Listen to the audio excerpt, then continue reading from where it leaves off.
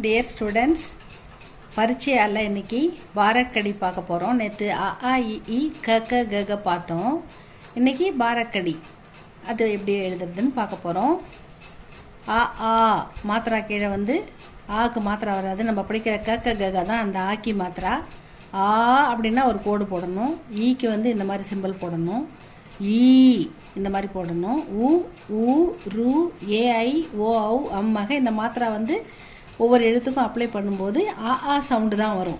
பக்க கா அ ஆ கி கி இ ஈ கி கி உ ஊ கு கு ரு அப்படின்றது ரீன்றது ரு ஊக்கி மாத்திரா வரும். கிரு கிரு கிரு சிறு டிரு திரு புரு ஷுரு அந்த மாதிரி வரும் ஸ்டூடெண்ட்ஸ். ஏ ஐ கே கை ஓ ஔ கோ கௌ அம் அக கம் கக.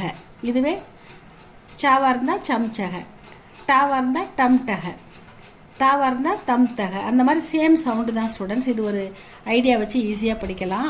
ஆன்ற சவுண்டு தான் கா கா கி கி கு கு குரு கே கை கோ கௌ கம் கக அந்த மாதிரி வரும். டனா ட டா டி டி டு டு ட்ரூ டே டை டோ டௌ டம் டக அப்படி வரும்.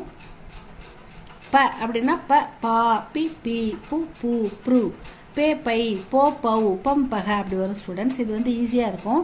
இதில் வந்து சில எழுத்துக்களுக்கு மட்டும் இந்த புக்கில் கொடுத்துருப்பாங்க பரீட்சையா புக்கில். மற்ற எழுத்து எல்லாத்துக்குமே நீங்கள் சூப்பராக இதை எழுதி ப்ராக்டிஸ் பண்ணுங்கள். நிறைய ஒரு 5 டைம்ஸ் எழுதி பாருங்கள். மாத்திரை அப்ளை பண்ணி பாருங்கள். மாத்திராவை முதல்ல என்னன்னு படித்து வச்சுக்கோங்க. அதுக்கப்புறம் மாத்திராவை அப்ளை பண்ணி அந்த எழுத்துக்களை எப்படி படிக்கணும்னு பாருங்கள். நடுவில் எழுத்து வந்து படிக்க தெரியணும், எழுத்து கூட்ட தெரியணும். மாத்திரை அப்ளை பண்ணி அப்போ தான் ஸ்டூடெண்ட்ஸ் அந்த எக்ஸாம் எழுத்துக்கு ஈஸியாக இருக்கும். இப்போ ரீடிங் ஃபஸ்ட்டு நல்லா வந்துடணும். எந்த எழுத்தாக இருந்தாலும் எழுத்து கூட்டியாவது பொறுமையானாலும் படிக்கணும். அப்போ தான் உங்களுக்கு புரியும். அப்போ தான் உங்களால் கொஸ்டினை படித்து அதுக்கு ஆன்சர் பண்ண முடியும்.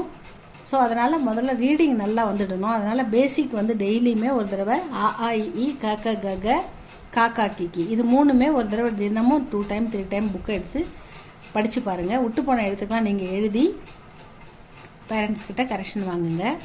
நெக்ஸ்ட் கிளாஸில் நம்ம அடுத்தது எப்படி வேர்ட்ஸ்லாம் இதில் வருது அடுத்து ஒரு நாளைக்கு ஒரு லெசனாக வந்து ஜஸ்ட் 20 டேஸில் இந்த கிளாஸை முடிச்சிடலாம் ஸ்டூடெண்ட்ஸ்.